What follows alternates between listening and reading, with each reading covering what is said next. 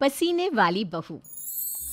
हाय रब्बा, अरे नास पीटी, पसीने बहा बहा के पूरे घर में पसीने की बाढ़ को बुलावा दिया है तूने। अरे तो मैं क्या करूं माँ जी, आप ही बताओ। अरे भगवान से गुहार लगाओ के उठा ले मुझे। ये कहानी है अक्षरा की, जिसे शादी के पहले से बहुत पसीना आता है। फिर चाहे वो गर्मी हो या बरसात हो या फिर ठंड हो, शादी तो जैसे तैसे हो जाती है।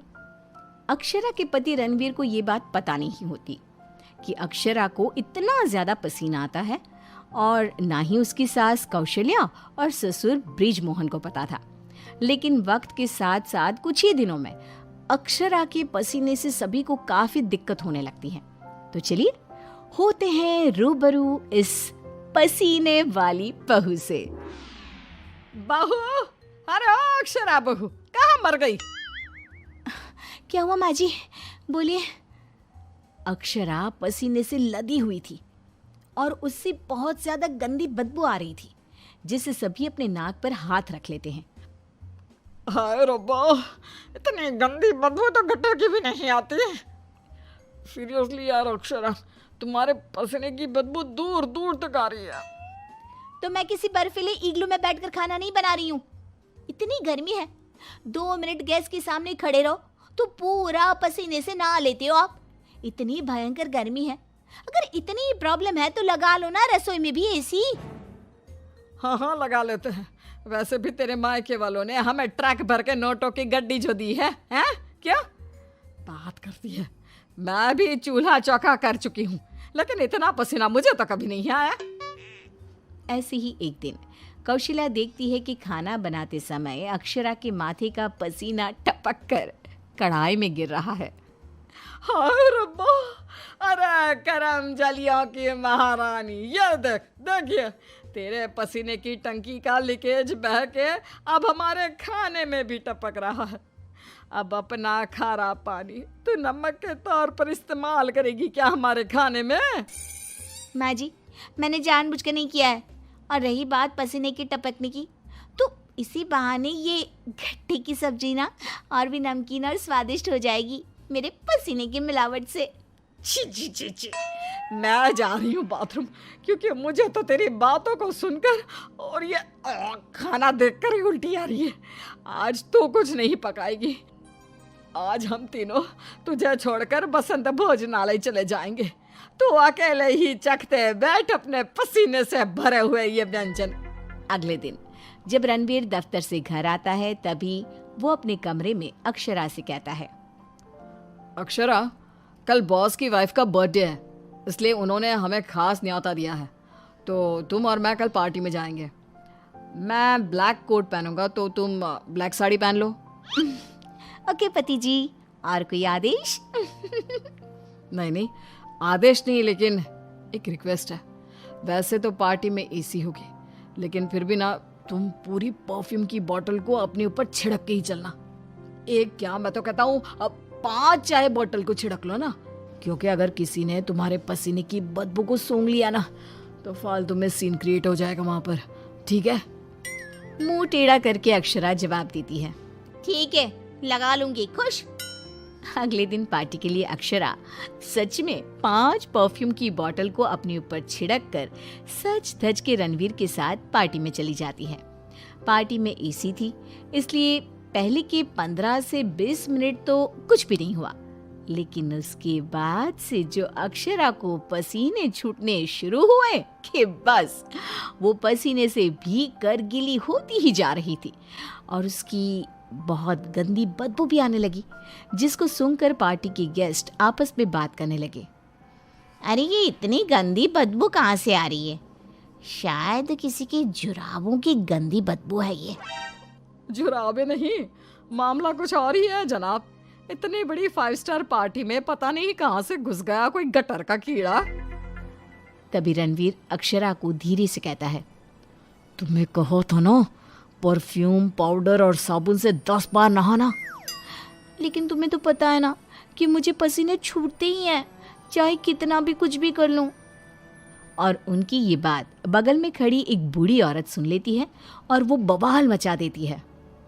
अरे बाप रे, ये गंदी महक तो यहाँ से आ रही है।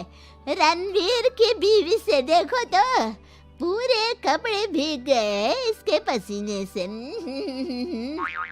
सभी रणवीर और अक्षरा पर बहुत हंसते हैं। रणवीर घर जाने के बाद अक्षरा को खूब डांटता है। मिला देना पानी में मेरी पूरी मेहनत से कमाई हुई इज्जत। अरे अक्षरा बहू, किस मिट्टी की बनी हो तुम, जो पसीने का झरना बहता ही रहता है तुम्हारे बदन से 12 महीने और 2400 घंटे नॉन स्टॉप। अरे अभी तो इस कलमुहे के कलेजे को ठंडक पड़ी होगी। लोगों के कुंडली में मार्केश दोष होता है, लेकिन हमारी बहू की कुंडली में पसीना दोष है। अक्षरा को अपने ससुराल वालों की बातें सुनकर बहुत बुरा लगता है, लेकिन फिर भी वो कुछ नहीं कहती और अपने पसीने बहने को अपनी गलती मानकर चुप रह जाती है। दिन बीतते जाते हैं, गर्मी का प्रकोप बढ़ते जाता है और अक्षरा के लिए गर्मी और भी बड़ी मुसीबत बन जाती है। उसे पसीने से पूरे हाथ, पांव, गले, चेहरे और बदन पर घमौरियां आ जाती है, जिसके कारण उसे खूब जलन महसूस होती है। बहुत जलन हो रही है। माँ जी ने एसी का रिमोट भी छुपा के रखा है, इसलिए ताकि मैं एसी ना लगाऊं और बिजली का बिल बच जाए। मम्मी जी, बहुत आग लग रही है। अक्षरा जाकर बाल्टी भर पानी अपने आप पर डाल देती है। तब जाके उसे थोड़ी सी राहत मिलती है। अक्षरा के पसीने से तंग आकर कौशल्या अब दिन रात घर में अगरबत्ती और अरोमा कैंडल जलाती। अच्छा हुआ जो रणवीर ने ये खुशबू वाली मोमबत्तियां ला कर दी, इनसे हर जगह अच्छी महक आ रही है। हाँ कौशल्या, बड़ी अच्छी सुगंध है, अगरबत्ती और मोमबत्ती दोनों की भी। लेकिन तभी वहां पर बाजार से सामान लाकर पसीने से लदी हुई अक्षरा आ जाती है और उसके पूरे बदन से बदबू आ रही थी और बाल तो पूरे पसीने से भीग गए थे और फर्श पर पसीने की बूंदें भी टपक रही थी। और ये बदबू इतनी तेज होती है कि मोमबत्ती और अगरबत्ती की महक को फेल कर देती है। हाय रब्बा, आ गई करम जली। इसके बदन के पसीने ने तो इतनी महंगी सुगंध वाली मोमबत्ती और अगरबत्ती के खुशबू के दांत भी खट्टे कर दिए। बाहर इतनी भीषण गर्मी है मम्मी जी, ऐसा लग रहा है मानो हम किसी ओवन में बंद हो गए हो और केक की तरह बेक हो रहे हो। उफ। दिन ब दिन अक्षरा का पसीना दुश्वार कर देता है सबका जीना। कभी वो सोते समय पूरे बेड के साथ साथ साइड में रखे हुए रणवीर की इम्पोर्टेंट फाइल्स को अपने पसीने से भिगा देती, तो कभी वो गर्मी से अपने बालों में हुए जुओं को गलती से खाने में मिला देती। हाय रब्बा, आज तो हद ही हो गई, खाने में जुए।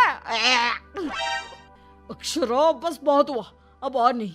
अब तुम सीधा अपना बैग पैक करो और अपने मायके शिफ्ट हो जाओ। बिल्कुल सही कह रहा है रणवीर, हमें नहीं चाहिए ऐसी पसीने वाली बहू। अक्षरा रोने लगती है और कहती है, ठीक है मैं चली जाती हूँ, फिर कभी इस घर की दहलीज पार नहीं करूंगी, बाय।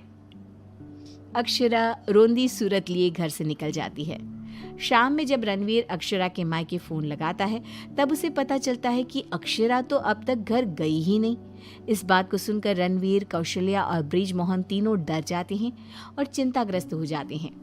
हायो रब्बा, अब कहाँ ढूंढे हम अक्षरा बहू को। मुझे एक जगह पता है मम्मी, जब भी अक्षरा का मूड ऑफ होता है तो वो वहीं पर जाकर बैठती है। रणवीर, कौशल्या और ब्रिजमोहन तीनों एक नदी के किनारे जाते हैं, जहां रात के अंधेरे में अक्षरा नदी की साइड की बेंच पर बैठे हुए बिलख बिलख कर रो रही थी। रणवीर तुरंत जाकर अक्षरा के गले लग जाता है और उससे तीनों माफी मांगते हैं। अक्षरा, हमें माफ कर दो, तुम्हें पसीना आना नेचुरल है, लेकिन तुम जानबूझकर नहीं करती हो ये, और हमने तुम्हें गुस्से में क्या क्या नहीं कहा। हाँ अक्षरा बहू, प्लीज माफ कर दे बेटा। तेरे इस पसीने को ना मैं यूं मिनटों में चुटकी बजाकर आयुर्वेदिक और घरेलू उपायों से भगा दूंगी, तू देखना बेटा। हाँ, और अगर उससे भी ना होए तो मेरे पहचान में मेरा एक डॉक्टर दोस्त है, तुम्हारे इस पसीने की तकलीफ का हम सब मिलकर डट कर सामना करेंगे। Thank you. देर से ही सही आप लोगों को मेरा दर्द समझ में तो आया। मैं बहुत लकी हूँ कि मुझे आप जैसे ससुराल वाले मिले। इस तरह ससुराल वाले आयुर्वेदिक उपायों से अक्षरा के पसीने की तकलीफ को मिटा देते हैं और अब उसे मामूली पसीना ही आता है और वो एक सुखी और चैन भरी जिंदगी बिताने लगती है।